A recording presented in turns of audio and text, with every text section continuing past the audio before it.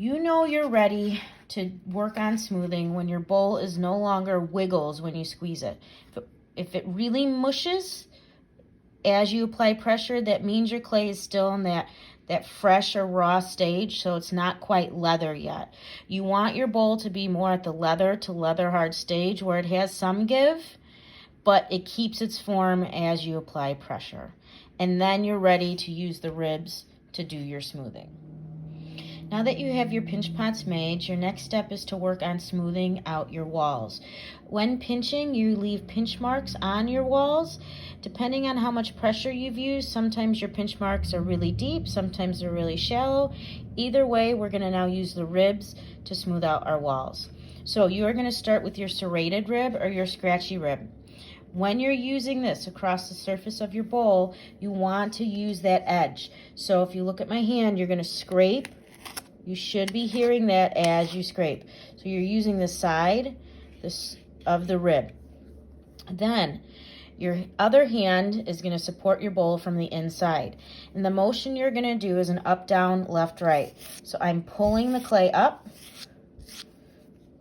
left, right, up, down, left, right. And you are going to do that across the whole surface of your bowl. The goal is to be taking and pulling clay off your high areas and pushing clay into your low areas. You should also be scraping off clay.